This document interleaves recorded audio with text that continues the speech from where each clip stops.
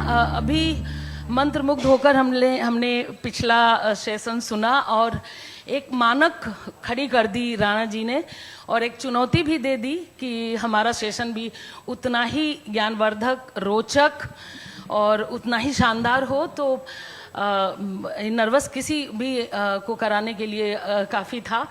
अच्छा होता अलग अलग हॉल में होता तो हम कुछ लेकिन राणा जी आपने जो एक उदाहरण दे दिया तो मैं कोशिश करूँगी इस कुर्सी को छू के कि शायद कुछ असर आ जाए। नहीं आपको बहुत व्योमेश को तो सुनते ही रहते हैं, लेकिन आपको इस तरह से हिंदी के बारे में पहली बार सुना और एक शहर को एक किरदार की तरह आपने खड़ा किया।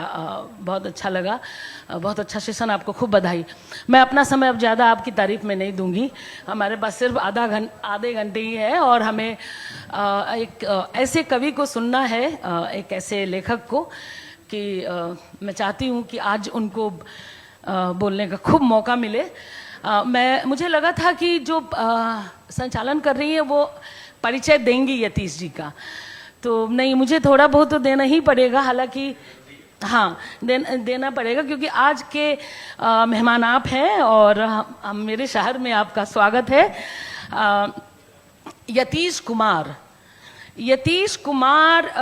इस किताब पे इनका जो परिचय है मैं वो थोड़ा सा पढ़ देती हूँ, ज़्यादा नहीं, लेकिन कविता और कहानी के साथ साथ चर्चित उपन्यासों, कहानियों और यात्रा वृत्तांतों पर इन्होंने अपनी विशिष्ट शैली में कविताएं से एक अलग पहचान बनाई है। 1996 बैच के Indian railway service of mechanical engineers के अधिकारी यतीश कुमार का दिल पिछले 2 दशकों से साहित्य के लिए धड़कता है। हालांकि इसमें स्मिता का भी नाम होना चाहिए क्योंकि इनका दिल प्रेम के लिए भी उतना ही धड़कता है और इस पर हम बातचीत करेंगे आगे। उनका पहला काव्य संग्रह 2021 में अंतस की खुरचन आया। 2023 में इनका दूसरा काव्य संग्रह आविर्भाव हिंदी साहित्य की 11 प्रसिद्ध कृतियों पर कविताएं प्रकाशित हुआ। इसके बारे में हम आगे बात करेंगे। उनकी कविताएं एवं संस्मरण देश के कई समाचार पत्रों एवं प्रसिद्ध पत्रिकाओं में समय समय पर प्रकाशित होते रहे हैं और फिलहाल इनको बहुत सारे अवार्ड मिले हैं, इसलिए कट कर देते हैं, हमारी बातचीत के लिए हमें समय मिल जाएगा। एक कवि होना ही काफ़ी है। तो अब बात शुरू करते हैं यतीश कुमार जी से। जो यतीश मेरे सामने बैठे हैं, पहले यतीश से बात करेंगे, फिर बाद में एक छोटे से बच्चे चीकू के पास जाएंगे। पहले यतीश से बात करते हैं। कवि, समीक्षक, कथाकार और हमेशा कुछ न कुछ नया करने की कोशिश करने वाले लेखक के साथ मैं बैठी हूँ। मैं शुरुआत करना चाहती हूँ आपके सबसे पहले संग्रह से, कविता संग्रह से, अंतस की खुरचन से। एक तो आपकी किताबों के नाम पर भी मैं अलग से एक सवाल करूँगी कि वो नाम एकदम से भौचक करते हैं कि कहाँ से ढूंढ कर लाए, कैसे लाए, क्या था इसके पीछे। तो अंतस की खुरचन में जो कविताएं हैं आपकी और जो इसका नाम है, ज़्यादातर प्रकृति और प्रेम की कविताएं उसमें है। ये अंतस की खुरचन के पीछे, नाम के पीछे, या जो पूरी कविता का जो एक स्वर है उससे आप कैसे जोड़कर देखते हैं? मुझे तो मैं होती तो शायद मैं कुछ और शीर्षक देती। आपने अंतस की खुरचन कहा और आपको पता है कि एक हिंसक प्रक्रिया भी है ये अंतस की खुरचन। इसके साथ घाव, जख्म, लाल रक्त, बहुत कुछ का बिंब उभरता है। तो आपने ऐसा क्यों किया कि अंतस की खुरचन अपने पहले संग्रह का नाम रखा? एक्चुअली जो कवि धर्म है वो धर्म ही यही है कि आप बार बार अपने आप को देखें, समाज को देखें और इन दोनों की आवाजाही में आपका स्वयं का प्रतिबिंब प्रकाशमान हो और वो प्रकाश समाज तक पहुंचे। तो ये जो टर्मोइल है, जो विचारों का, जो स्मृतियों का जो आवाजाही है, उस आवाजाही में जैसे दूध उबलते उबलते उबलते लास्ट में खुरचन बचती है, तो मुझे लगता है कि कविता भी जो है वो बेसिकली आप कविता को ही कह रहे हैं अंतसी खुरचन, और इसमें दो मत नहीं है, क्योंकि अंतसी खुरचन में भी देश राग और साझा धागा दो हिस्सा है उसके अंदर। तो एक रिश्तों के ऊपर केंद्रित है और एक समाज के ऊपर है। तो कवि जो है बेसिकली यही आवाजाही करता है और उससे वो अंतसी खुरचन बाहर आती है। जिस दौर में हम लिख रहे हैं, रच रहे हैं, छप रहे हैं, बिक रहे हैं और तरह तरह के विवादों से घिरे हैं, कविता संग्रह को लेके बहुत सारे कवि, अच्छे कवियों की एक शिकायत होती है, उनका पहला संग्रह छपने में उनको बहुत मुश्किल आती है। अचानक से आप प्रकट होते हैं कविता की दुनिया में, और आपका पहला संग्रह ही एक बहुत बड़े प्रकाशन जगत से छपता है। नए लोग आज भी सवाल करते हैं कि कविता संग्रह कहाँ से छपवाएं, कैसे छपवाएं। उनकी कविताएं भी होती हैं अच्छी, और मंचों से वो पढ़े जाते हैं, सुने जाते हैं। आपने ऐसा, यतीश जी, वैसे तो मैं जानती हूँ उस जादू को, लेकिन मैं चाहती हूँ सब कोई जाने कि आपने ऐसा क्या जादू चलाया कि वो अचानक से एक कवि धूमकेतु की तरह, धमाके की तरह हमारे बीच प्रकट होता है कविता संग्रह लेकर। नहीं गीता जी, एक्चुअली क्या है कि कोई भी चीज़ एकाएक होता नहीं है, और लगता दिखता है एकाएक होते हुए। मुझे याद है कि हम कभी पटना साइंस कॉलेज में थे तो वहाँ की पत्रिकाओं में लिखते थे, फिर हम यूपीएससी करके SCRA में आए, फिर वहाँ की पत्रिकाओं में लिखे, फिर जब नौकरी में आए तो लगभग मुझे लगता है कि 15 साल का गैप हो गया, जब हम एक भ्रम को पाल लेते हैं कि हम संस्था चला रहे हैं, हम रेल चला, मैं रेल से जुड़ा हूँ तो मुझे लगता है कि मैं रेल में ही चला रहा हूँ। तो ये जो मिथ है ना, ये मिथ को तोड़ना ही कविता में प्रवेश करना है। तो ये 2014-10 की बात है। 2010 में जमालपुर में पोस्टेड था मैं, तो मुझे लगा कि नहीं, मैं गलत रास्ते पे बढ़ गया हूँ और मुझे वापसी करनी है। फिर 4 साल मुझे लगा अपने आप को संशोधित करने में। फिर 2014 में जो है वो आप समझ लीजिए कि कविता कच्ची पक्की लिखनी शुरू की। 2015 में मैं आलिंद के पीछे पड़ गया कि भाई आलिंद मेरी कविताएं छाप दो। 2016 में स्वीकृति आ गई, लेकिन ईश्वर और आप जैसे मित्र, स्मिता, इन लोगों ने समझाया कि ये चीज़ें ठीक नहीं है, और स्वयं भी बात समझ में आई कि कच्ची पक्की चीज़ें नहीं आनी चाहिए। फिर मैंने 6 साल लिए, 5.5 से 6 साल लगे उसको तैयार करने में, तब जाके अंतसी खुरचन आपके सामने आई। तो वो जो सामने दिख रहा है वो बस वो मतलब वो स्प्लैश नहीं है, उसके पीछे समंदर की गहराई है। वो कविताएं पढ़ने के बाद समझ में आती है कि उसमें गहराई है, पूरी तैयारी है, और जिस तरह की तैयारी आप करते हैं, आपसे निकटता होने की वजह से मैं बेहतर तरीके से समझ सकती हूँ। बहुत सारे लोगों में बहुत जल्दबाजी होती है, आपके न स्वभाव में वो है, ना आपकी रचना में है, ये मैं जानती हूँ। आज तो 2 दोस्त को बात करने के लिए बिठा दिया, इसलिए मैं आलोचनात्मक हो ही नहीं सकती। आपसे बेहतर कोई ये नहीं। मोहब्बतों का संवाद है, इसलिए आज आप मोहब्बत ही दिखाई देगी आपको। तो इसलिए मैं उस तैयारी को और उस गहराई को जानती हूँ। बल्कि मैं तो उस पुरुष के रूप में आपको याद करना चाहती हूँ जो अपनी प्रेमिका के पतंग बन जाने पे उसकी डोर बन जाने की आकांक्षा पालता हो और उसकी कामना करता हो। तो और स्त्रियां ऐसे पुरुष को बहुत पसंद करती हैं। तो आपको उस पुरुष के रूप में देखती हूँ, तो जाहिर है कि जिसके भीतर संबंधों को लेके ऐसी कामनाएं बसती हों, वो बहुत जल्दबाजी नहीं करेगा किसी चीज़ में। तो एक अच्छे कवि से बात करने का सुख मुझे आज मिल रहा है। मैं आपको आविर्भाव के पास ले जाना चाहती हूँ जी। वो किताब मेरे दिल के वो बहुत करीब है। उसके बाद तो आँच ही शुरू हो जाती है उसके बाद, और आप उसके बाद तपा देते हैं पूरे हिंदी पाठकों को। लेकिन अभी आविर्भाव के बारे में दोस्तों मैं बताना चाहती हूँ। इनका कविता संग्रह आविर्भाव, इसमें इस संग्रह के आने से पहले अचानक से हिंदी साहित्य में एक नया ट्रेंड शुरू होता है। मैं नया ही कहूँगी क्योंकि मैंने इससे पहले किसी का नहीं पढ़ा था।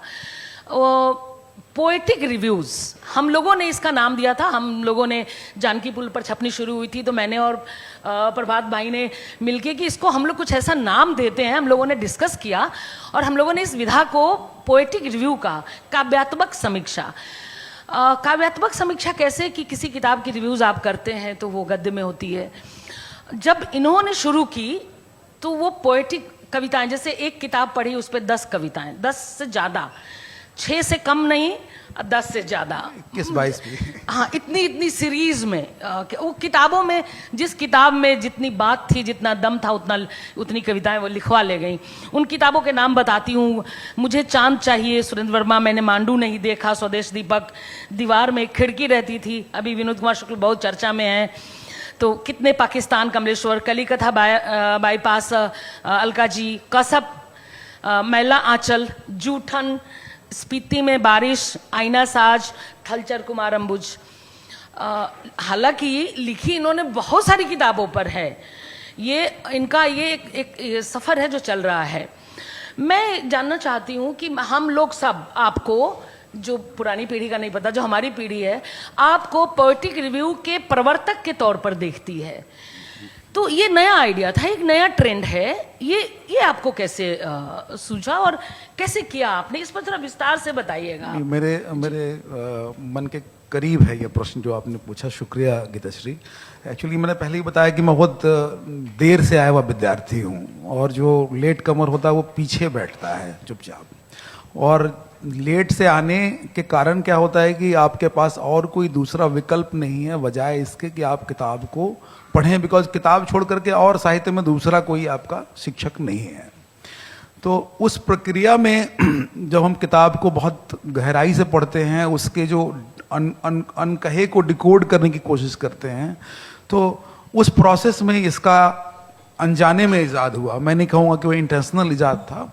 अनाम दास का पोथा मेरी दूसरी पारी की शुरुआत की पहली किताब थी, तो आप समझेंगे अनाम दास का पोथा से अगर आप शुरुआत कर रहे हैं तो उसके अंदर दर्शन और प्रेम और इनके दोनों के बीच की आवाजाही का पूरा, तो वहाँ से मेरी कविता ने पहली बार मतलब कहें तो अखवाई, और उसके बाद तो वो सिलसिला चलता रहा। और मुझे लगता है कि वो जो प्रोसेस है उसका परिचय मैंने मांडू नहीं देखा से मुझे हुआ, और प्रभात जी का मैं फिर से नाम लूँगा, और आपका विशेष से कि आप लोगों का संबल हमेशा रहा, और इस प्रोसेस से परिचय मेरा खुद करवाने में भी। और मैंने मांडू ने देखा लिखने के बाद हंस ने से बात, फिर वहाँ पे 2 खंडों में प्रकाशित चीज़ों को प्रकाशित किया गया, तो फिर मुझे भी थोड़ा समझ में आया कि ये कुछ नयापन है। और आज आप लोगों के सहयोग से लगभग 75 किताबों पर कविताई हो चुकी है, और कैद बाहर, और बहुत गीता जी थोड़ी विनम्र है, अपनी किताब के नाम नहीं ले रही हैं, तो सब पे, तो वो बेसिकली किताब को जानने समझने की भूख है जो आपसे उस पे कविताई करो। आज इसको मैं इस तरह से भी एक्सप्लेन करने की कोशिश करूंगा कि आप कविता लिखते कैसे हैं। जैसे इसका नाम है स्पंदन, हिंदी का अंतर्मन, तो आप अपने अंतर्मन को खंगालते कैसे हैं। वो जो स्पंदन होता है, स्पंदन कहाँ से आता है? आपके दृष्टा आप होते हैं, आप कैमरा की तरह तस्वीर बनाते हैं, उस तस्वीर को रचते हैं शब्दों में। तो ये प्रोसेस सिर्फ जीवन से नहीं होता। जीवन का सार जिसने किताब में लिख दिया है, उस सार को तो वहां तो रेडीमेड मलाई है कायदे से, तो उसको जब आप पढ़ते हैं और उसको आप यथार्थ मान के पढ़ते हैं, डूब के पढ़ते हैं, तब कविता का जन्म होना लाजमी है। तो फिर यही प्रक्रिया नहीं, आविर्भाव में जो कविताएं हैं उनको पढ़ते हुए अगर पाठक को नहीं बताया जाए कि ये कसब और उस पर मांडू नहीं देखा पर आधारित है, तो मेरा आश्चर्य इस बात में उस दौर में होता था और अभी भी होता है कि आपने एक स्वतंत्र कविताएं रची। अगर मैं किताब को हटा भी देती हूँ तो कोई फर्क नहीं पड़ता कि वो पोएटिक रिव्यू है या ये स्वतंत्र कविताएं हैं, तो उसके अस्तित्व को कैसे आपने बचाया, ये मेरे लिए कौतूहल का है। आपने इसको और खोलने आपने कैसे बचाया कि वो किताब की होते हुए भी किताब की नहीं लगती है। तो ये कविता की विजय है? नहीं, ये बहुत आपके भीतर एक कवि का चैलेंज था कि मुझे गद्य के से इसकी अस्मिता बचाए रखनी है। एक्चुअली गीता जी, इसमें चैलेंज लेनी है जैसी कोई बात नहीं है, क्योंकि ये प्रक्रिया बहुत स्वाभाविक है। और जैसे हम जब कविता या गद्य रच रहे होते हैं तो हम यथार्थ के ऊपर कल्पना, यथार्थ की जमीन पे कल्पना को बोते हैं, ये एक प्रोसेस है। तो जब किताब को भी हम पढ़ते हैं तो हम उसकी जमीन तलाशते हैं, फिर उस पर कल्पना का विचरण होता है। तो जैसे मैं आपकी ही किताब के नाम लूंगा, ये कैद बाहर पे जान करके नाम ले रहा हूँ क्योंकि आप लेखिका हैं, आप इस बात को बेहतर समझेंगी। और अलका जी की किताब पे जाऊंगा उसके बाद, कि आपकी किताब से मुझे सिर्फ एक पुल याद था, और पुल से देखना कि अगर वो आत्महत्या का वो सीन है जिसमें कीचड़ में धंसते हुए आत्महत्या कैसे की जाती है ना, वहां से जो मैंने लिखी कविता, मुझे लगता है कि सिर्फ वहां से उतना अंश आया, और बाकी जो बीज से जो पेड़ बनना है वो तो एक प्रोसेस है। तो जमीन लेकिन वही है, इसमें कोई दो मत नहीं है कि जमीन तो वही किताब है, उसके बाद कवि का अपना कर्म है जो वहां तक ले आता है। ये बहुत बड़ी सफलता है कि आप एक बड़े क्लासिक किताबों की छाया से अपनी कविताओं को आप मुक्त करा ले गए हैं। ये बहुत बड़ी सफलता है आपकी, और आश्चर्य भी होता है। इसीलिए मैंने आपसे ये सवाल पूछा था कि कैसे कर गए आप एक सिद्धहस्त की तरह। तो लेकिन एक बात मैं यहाँ पे पूछना चाहूँगी कि जो आपने शुरुआत की, उसके बाद मैंने देखा कुछ कवियों ने कोशिश की, हाँ। और कई किताबों पर इस तरह की कविताएं आईं, लेकिन इस विधा को उतनी तेजी या उतना सम्मान या उसमें ज़्यादा लोग और आते तो एक सचमुच बूम होता, लेकिन उस तरह से नहीं लोग आए। लोगों ने बस मान लिया कि एक लोक देवता आप ही हैं, अब बस आप ही इसको रखें। हालांकि बाद में कोशिश की लोगों ने, वो कविताएं आई, तो मुझे लगता है कि शायद वो उतनी मुक्ति नहीं कर पाए उन किताबों से। तो क्या आप अकेले ये झंडा उठा के चलेंगे या आप एक परंपरा भी देखते हैं आगे? नहीं, मैं तो इसको एक विधा की तरह ही देखता हूँ क्योंकि ये परंपरा कोई नई नहीं है। आप अगर पुराना तुलसी और कबीर की ही बात कर रहे थे हम लोग, तो अब मतलब वो तो काव्य ही है, पूरा संसार ही काव्य का है। गद्य को, कहानी को कहने का तरीका है काव्य का। हम सिर्फ उसका आधुनिकीकरण कर रहे हैं क्योंकि हिंदी बदल चुकी, और तो कोई बड़ा मसला नहीं। लेकिन हम देख रहे हैं कि नहीं, प्रयोग कर रहे हैं। अब जितना इस पर, जैसे आप आज बात कर रही हैं, तो 10 लोगों तक बात पहुंचेगी, और मुझे लगता है, मैं बहुत आशावान हूं कि ये विधा अपने पंख पाएगी और अपनी उड़ान भरेगी, जरूर भरेगी जी। उम्मीद कायम रखनी चाहिए। साथियों, मैं अब इनकी एक ऐसी किताब की तरफ आती हूँ, बोरसी भराच। आज सुबह सुबह जो व्योमेश कह रहे थे ना, फेसबुक पे विवाद का वो गढ़ है, और वहाँ पे एक पोस्ट था कि क्या आत्मकथाएं सच सच लिखी जाती हैं। तो वहाँ पे सच झूठ कहने वाले, तर्क वितर्क करने वाले एक लेडी आई, और उन्होंने कहा कि मुझे तो लगता है कि सच लिखी जानी चाहिए, और सच लिखते हैं। अगर सचमुच आपको इसकी जांच करनी हो तो बोरसी भराच पढ़ लीजिए। और वो आप उनको नहीं जानते, वो आपको नहीं, एक अनजान पाठक अगर इस तरह से लिखे किसी किताब के बारे में, तो बात दूर तलक जाती है।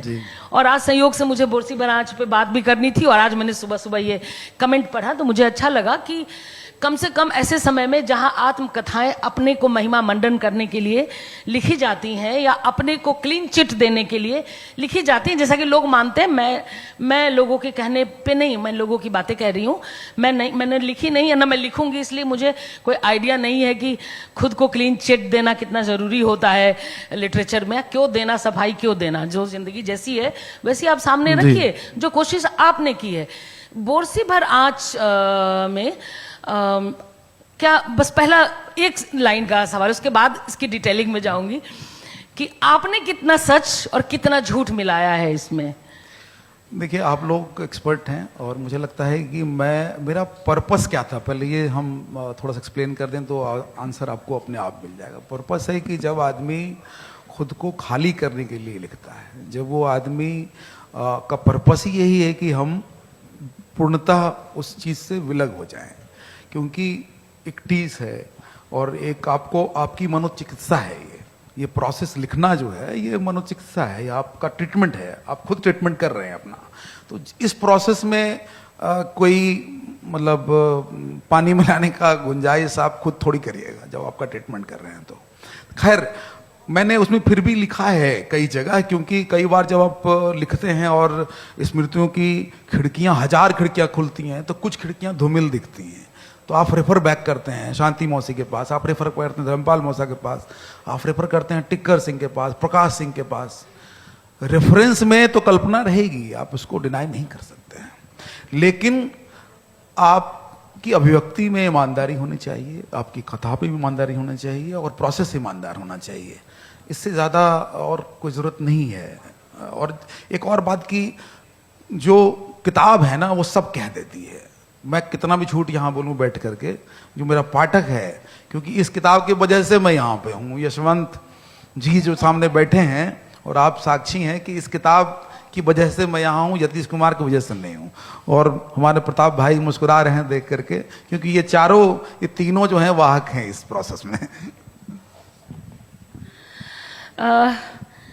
यतीश जी, बोरसी भर आँच के कई एडिशन आ चुके हैं और ये लगभग हैरान कर देने वाली बात है कि हिंदी में इस समय पठनीयता, किताबों की बिक्री को लेके जहाँ बहुत रोना रोया जा रहा है, ऐसे समय में आप कोई प्रेमचंद या उस दौर के बड़े लेखक की आत्मकथा आती है या कोई दलित आत्मकथा आती है तो लोग टूट पड़ते हैं कि ऐसा क्या है।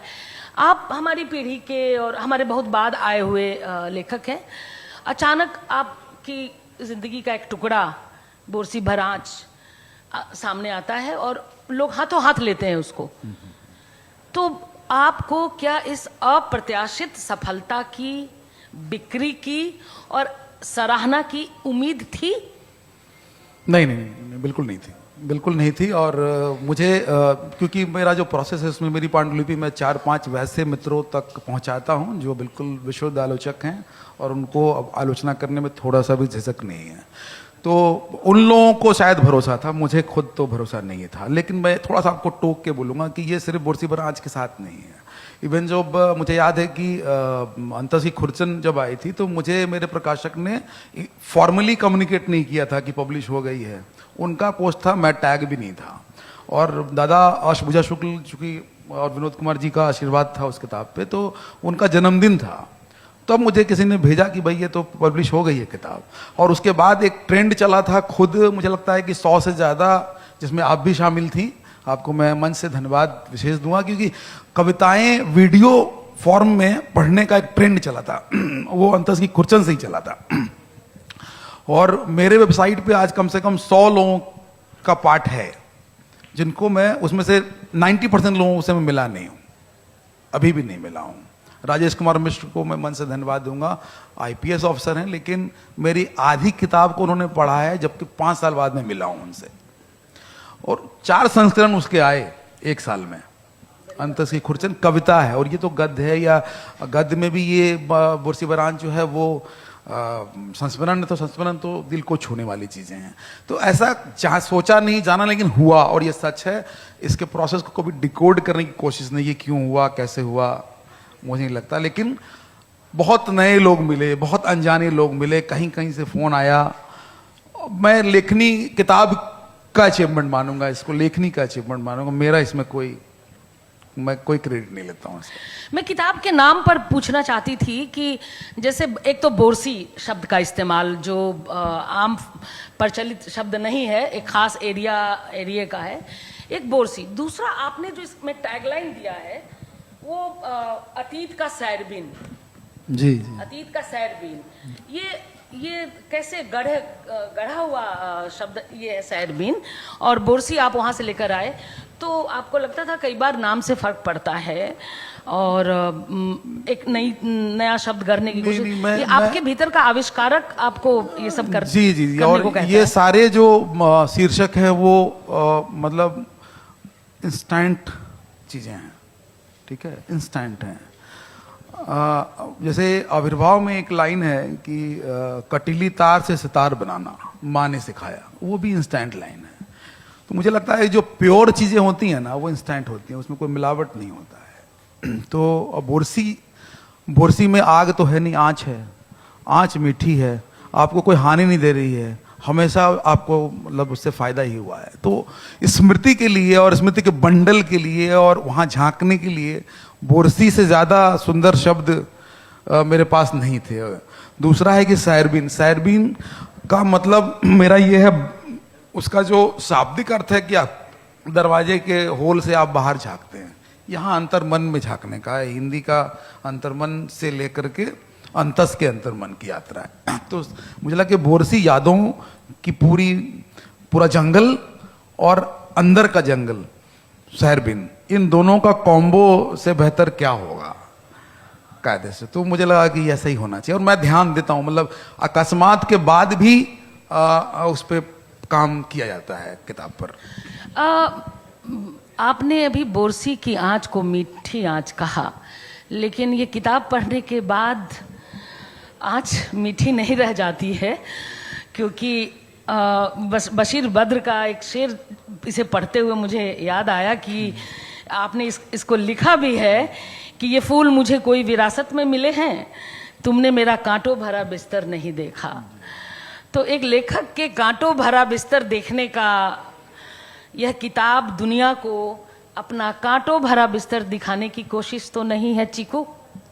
नहीं, मैंने ये पहले ही बताया आपको कि ये पूरा प्रोसेस जो है वो सेल्फ ट्रीटमेंट का प्रोसेस है। मैं इसमें बिल्कुल साफ हूँ, और मुझे अपना उपचार करना था, अपने आप को ड्रेन करना था, और बहुत रिस्क था। बाद में समझ में आया, मेरी माँ इसको 4 बार पढ़ी है, और चारों हिंदीनामा में जो इंटरव्यू है हमारा, उसमें मेरी माँ का इंटरव्यू मुझसे ज़्यादा महत्वपूर्ण है, और उन्होंने इस प्रोसेस को बहुत अच्छे से समझाया है कि चौथे बार उनको प्राउड फीलिंग आई। 3 बार का प्रोसेस के लिए इंटरव्यू देखना पड़ेगा आपको, ठीक है। लेकिन मैं दोबारा आता हूँ कि ये पर्पस जो है लिखने का, 2017 में ये हंस में छप चुकी है, नया ज्ञानोदय छप चुकी है, आहा जिंदगी में इसका एक चैप्टर छप चुका है 7 साल पहले। मैंने फिर समय लिया इसको गढ़ने में, बहुत समय लिया, और मैंने इसके 11 चैप्टर्स को मतलब किरदार केंद्रित लिखा है, और किरदार केंद्रित रहते हुए भी कहीं पे भी इसको डुप्लीकेट, मतलब कहीं पे दोहराव नहीं है ना। तो ये इसीलिए है क्योंकि मैं उस किरदार के साथ बात करना चाहता था, क्योंकि वो किरदार, जब मैं ये एक 8 साल के बच्चे का बिहार के 80 के दशक को झांकने की कहानी है ना, और उस झांक में, उस ताक में समय की टेर है, और उस समय की टेर के साथ जब आप जद्दोजहद करते हैं, जब उससे बातचीत करते हैं, तभी आप बोरसी भर आँच पैदा कर सकते हैं, आँच पैदा कर सकते हैं। तो ये प्रोसेस मैं फिर कहूँगा कि ये सेल्फ ट्रीटमेंट प्रोसेस है, और सेल्फ ट्रीटमेंट में खुद की ईमानदारी बहुत बहुत ज़्यादा ज़रूरी है। आप बार बार समय के टेर और 80 के दशक में झांकने की कोशिश, ये बताएं कि स्मृतियाँ इतनी पवित्र चीज़ हैं कि अगर वो लेखक के पास ना हो तो वो उसका खजाना खाली होगा। आपको बार बार स्मृतियों में जाना पड़ता है, स्मृतियों की तरफ जाते हैं, वहाँ से लेकर आते हैं, और एक खास जगह पर ये किताब रुकती है। उस अंत पे भी आकर मैं बात करूंगी, लेकिन आप बार बार स्मृतियों के पास जाते हैं। तो क्या स्मृति इतनी ज़रूरी चीज़ होती है सोर्स के लिए, जो आपके लिए इस किताब में सबसे ज़रूरी चीज़ है स्मृति? बहुत बहुत अच्छा प्रश्न किया आपने किताब। इनफैक्ट इस किताब में लगभग 50 या 60 बार कहूँगा मैं, स्मृतियों पर ही बात है। हर चैप्टर पे शुरुआत ही स्मृतियों को लिखे है ना। आप अगर ध्यान देंगी तो, अगर इसको देवी प्रसाद जी ने एक वक्तव्य में कहा था कि इस किताब को आप अलग तरह से पढ़िए, इसलिए पढ़िए कि स्मृतियों की परिभाषा कितनी अलग अलग तरीके से लिखी जाती है। मैं कहूँगा कि कवि या लेखक के लिए उसकी स्मृतियाँ उसकी पूंजी हैं, वही गढ़ रहा होता है वो। दरअसल बार बार वो अपने बचपन में ही जा रहा होता। मुझे उदय प्रकाश के कथन को मैं यहाँ दोहराऊंगा तो, आदमी बच्चा से बड़ा होना ही नहीं चाहता कभी, वो चाहता है कि हम वहीं रहें, क्योंकि शुद्धता पवित्रता वहीं पर टिकी हुई है। बड़े होने के तो बाद तो हम अपवित्र हो जाते हैं। तो हम किसको याद करेंगे? हम पवित्र को याद करेंगे, अपवित्र को याद करेंगे? ऐसा मैं प्रथम दृष्टया सोचता हूँ। दूसरा है कि मेरी नज़र में मैं चूंकि बुद्ध का बहुत बड़ा फॉलोअर, मतलब छोटा फॉलोअर समझ लीजिए, बड़ा तो नहीं, तो फॉलोअर हूँ, तो मेरे अंदर एक अनुगुंज वाली कॉन्सेप्ट, उनका जो सिंगिंग बाउल है, वहाँ पे वो कहता है कि भाई बार बार आप रिपीट करो, गुंज के साथ अपने चीज़ों को रिपीट करते रहो, तो वो आपको शक्ति देगी। तो मेरी स्मृतियाँ वही गूंज है जो मुझे शक्ति देती है। मैं दुख को, पहले भी कहा कि मैंने दुख को कभी दुख की तरह नहीं देखा, अनुभव की तरह देखा। अनुभव आपकी शक्ति है, कभी दुख कमजोर करेगा, अनुभव कमजोर नहीं करेगा। ऐसा मैं सोचता हूँ, ऐसा मैं मानता हूँ, ऐसा मैं करता हूँ। और ये सब 200 पन्ने वो दुख के पन्ने नहीं है, वो अनुभव के पन्ने हैं जो उसने मुझे हमेशा संबल बनाया। आपकी कविता में भी वो अनुभव के पन्ने सुनाई देते हैं। आपने अपनी एक कविता में, चटकाती स्मृतियां कविता में, आप याद करते हैं माँ की सहनशीलता और पिता के गुस्से को, और आप लिखते हैं, आज दूर बहुत दूर गगनचुंबी इमारतों की बंद ठंडी हवा में महसूसता हूँ दोनों का कराहना। आज स्मृतियाँ नसों को बहुत चटका रही हैं, तो ये दुख कैसे नहीं हुआ? नहीं, देखिए, दुख का अनुभव बिल्कुल, बहुत आपने बहुत जी। दुखती नोच पे हाथ जी। रखा है कायदे और से। बोरसी भर आँच हाँ, में हाँ। इसकी आँच ये जो बहुत मिलेगी देखिए, आपको। ये जो कंप्यूटर है ना, वो डेटा को प्रोसेस करके आपके सामने अच्छी अच्छी चीजें दिखाता है, ठीक है। कवि का काम भी वही है, सीपीयू का काम है। तो दुख को अनुभव में बदलना, दुख तो दुख है, वो तो बुद्ध ने दुख को सबसे अच्छा एक्सप्लेन किया, मैं क्या एक्सप्लेन करूंगा, है ना। तो दुख तो धरातल है, यथार्थ है, उस पे कल्पना बोना, उस पे अनुभव का जल चढ़ाना, ठीक है। तो ये पूरा प्रोसेस है। मैं उसको मान लेता हूं बुद्ध के दूसरे फिलॉसफी में अनुगमन करते हुए गुंज में कि भाई नहीं, ये अनुभव है, ये अनुभव है, ये अनुभव है, और मैं उससे सींच करके फल को निकाल लेता हूं। यही प्रोसेस है। इसको आप कृत्रिम कहिए, नेचुरल कहिए, डुप्लीकेट कहिए, मेरा प्रोसेस यही है। दुख की जमीन का कोई नहीं कह सकता कि दुख नहीं है, ठीक है। लेकिन आप दुख को कन्वर्ट किस चीज में करते हैं, आप दुख से प्राप्ति क्या पाते हैं? आप दुख से उदासी प्राप्ति पा रहे हैं, या दुख से सींच रहे हैं, अपने आप को मजबूत कर रहे हैं कि कल को आप अधिकारी के तौर पे आप जो कुछ कर पा रहे हैं उसका पूरा श्रेय आप इन्हीं दुखों को दे रहे हैं, इन्हीं स्मृतियों को दे रहे हैं, इन्हीं संबल को दे रहे हैं। तो मैं इसको इसी तरह देखता हूं। आप देखते होंगे, लेकिन स्मृतियां जब आपके पास आती हैं तो आप लिखते हैं। हाँ, और जो जी, जी, बात जी, का हाँ, खंडन भी हाँ, हो सकता हाँ, है हाँ, ये, हाँ। कि वो गूंज मेरी स्मृति के कानों में सौ बज उठती है, और उन दिनों की ही तरह आज भी मैं अपने कान बंद कर लेता बंद कर हूँ। लेता हाँ, हूँ। हाँ, हाँ। तो ये क्या है? नहीं, इसी का तो प्रोटेक्शन है, इसी टेर का जो दर्द को बचाने का एक प्रोटेक्शन है। तो मैं उसी दुख की बिल्कुल। तरफ आपको ले जाना चाह रही हूँ बार बार, हाँ, नहीं। कि दुख ही आपकी वो जमीन है जहाँ से स्मृति के बिल्कुल। दृश्य उभरते हैं, और आप उस दुख को कविता में और बोरसी बराच में दोनों एक ही है गीता जी। जी, अगर बिल्कुल, आपने हाँ, देखा होगा, आपने तो बिल्कुल। सबसे ज्यादा मेरी मतलब कविताएं पढ़ी हैं। बिल्कुल। अंतसी खुरचन की कविता, स्त्री कविता लीजिए, ठीक है। जिन जिन स्त्रियों से जो ऊर्जा आप ड्रॉन कर रहे हैं, जो ऊर्जा मिल रही है आपको, वो सब यहाँ बोरसी बराच में वो सारी स्त्रियां सारी चीजें। हाँ, हाँ। यतीश जी, चूंकि आज हम आपकी संपूर्ण रचनात्मकता पर बात कर रहे हैं, इसलिए मैं उस प्रेम पत्र को नहीं भूलना चाहती। यारेख। जो यारेख में आपने एक प्रेम पत्र लिखा अपनी प्रेमिका, जो आज आपकी पत्नी है, लेकिन वो पत्र आपने उस प्रेम के दिनों में लिखा था। और उस संग्रह की जो 3-4 बेमिसाल चिट्ठियां हैं, उन चिट्ठियों में से एक है वो चिट्ठी, वो प्रेम पत्र।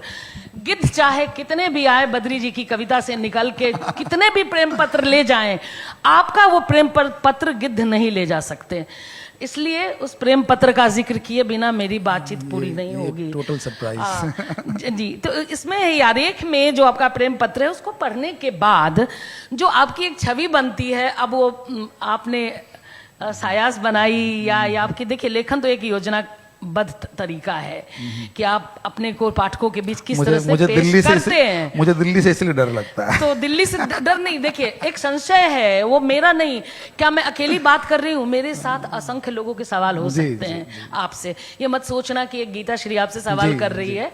ये गीता श्री के पीछे हो सकता है असंख्य सवाल हो। वो एक सवाल में आपके सामने आ रहा है कि हो सकता है कि आपने जानबूझकर एक अपनी स्त्रीवादी छवि करने के लिए, एक बेमिसाल प्रेमी साबित करने के लिए, या ऐसा प्रेमी ऐसा पुरुष जिसकी कामना नव स्त्रीवाद, न्यू फेमिनिज्म 21वीं शताब्दी की स्त्रियां करती हैं। एक ऐसा पुरुष जो स्त्री के पतंग बन जाने पे खुद डोरी बन जाने की कामना करता हो। इस तरह के पुरुष की आकांक्षा, एक बदला हुआ पुरुष जो 19वीं शताब्दी में जो सिरहाने मनुस्मृति रख के सोता था, उस पुरुष से मुक्ति, जिसके हाथ में स्त्रियों की चाबी थी, वो दरिया में फेंक कर आके खड़ा हो, ऐसे पुरुष की छवि आपके उस प्रेम पत्र को पढ़ने के बाद बनती है। तो कुछ तो सायास अनायास ही हुआ होगा, लेकिन मैं चाहती हूँ कि आप लोगों को बताएं उस प्रेम पत्र के बारे में, जिसको दुनिया का कोई गिद्ध खा नहीं सकता। नहीं, क्या ही कहूँ, इतनी कृत्रिम चीजें तो नहीं पता मुझे कि क्या सायास का है ना। असली प्रेम है, और प्रेम में कुछ मैं क्या ही कहूँ। देखिए, स्मिता मुझे तब मिली हैं जब मैं कुछ भी नहीं था, और मतलब मैं यूपीएससी भी नहीं किया था उस समय, ठीक है। और मेरी स्थिति इस किताब में बिल्कुल साफ है कि लखीसराय बिहार के क्यूल नदी का एक छोटा सा लड़का, ठीक है, जिसका कोई बैकग्राउंड नहीं है, और उसको अगर किसी स्त्री, किसी लड़की का ऐसा संबल मिलता है जो वो यूपीएससी कर लेता है, क्योंकि वो पार्ट 2 में वो सब चीज़ें आएंगी, इसलिए उस चीज़ को नहीं लिखा गया है। तो उस संबल के बाद, उस एनर्जी, उस स्रोत के बाद तो कुछ बचता नहीं, आप उसको कभी भूल नहीं सकते, ठीक है। उसके बाद तो वो प्रेम फलता ही है, फूलता ही है। तो बाकी गाथा जो है वो यारेख में लिख दिया है, मैं यारेख में लिखे को यहाँ दोहराऊंगा नहीं। और यारेख में उस प्रेम पत्र में तो एक मतलब यात्रा भी है, टफ, वो रिलेशनशिप कभी कमजोर भी पड़ा होगा, फिर ठीक भी हो, उसमें सब कुछ पूरा साफ साफ लिखा हुआ है। ऐसा नहीं कि सब अच्छा अच्छा चीज लिखा हुआ है ना। उसमें सब कुछ लिखा हुआ है कि एक पति पत्नी के बीच के रिलेशन को भी सुदृढ़ होने के लिए बहुत यात्रा से गुजरना पड़ता है। आप प्रेमी रहे हो, आपकी प्रेमिका रही हो, उसी से आपकी शादी भी हुई हो, उसके बाद भी टर्मोइल्स बहुत सारे आते हैं अंडरस्टैंडिंग में, लेकिन अंततः हम कहाँ खड़े हैं वो महत्वपूर्ण है। अब आयोजकों का इशारा हो चुका है, एक अंतिम सवाल है, एक अंतिम सवाल है, क्योंकि आप यहीं तक रुकने वाले थोड़े ना हैं, आप सब यात्री हैं, अभी आगे जाएंगे। आपने इस किताब के अंत में जो लिखा है उसका जवाब चाहिए मुझे। आपने लिखा है कि कोई अंत नहीं होता, शुरुआत होती है। मैं खुद इस किताब को एक शुरुआत की नज़र से देख रहा हूँ, पद्य से गद्य की शुरुआत। आइए सैरबीन को बाइस्कोप में बदलने की यात्रा पर चलते हैं। मुझे उस बाइस्कोप के बारे में बता दें यतीश जी कि अगला बाइस्कोप क्या है। बाइस्कोप को आने में समय लगेगा, सब उसके पहले कहानियों की किताब आएगी, फिर आविर्भाव का तिरोभाव आएगा, और मुझे लगता है उसमें मैं समय लूँगा, जैसे मैंने इसके लिए भी समय लिया। वो बहुत कुछ है जो बताना बचा हुआ है, और उसके लिए मुझे लगता है 7-8 साल अभी समय लूंगा मैं, ऐसा मुझे लगता है। हाँ, शुक्रिया यतीश जी, शुक्रिया राणा जी, शुक्रिया स्पंदन, और आप सबको बहुत बहुत धन्यवाद। आपने एक बहुत प्यारे कवि से मेरी बातचीत सुनी, इतने धैर्य से, धन्यवाद। बहुत बहुत शुक्रिया आप सबको सुनने के लिए, इतना समय देने के लिए, धन्यवाद।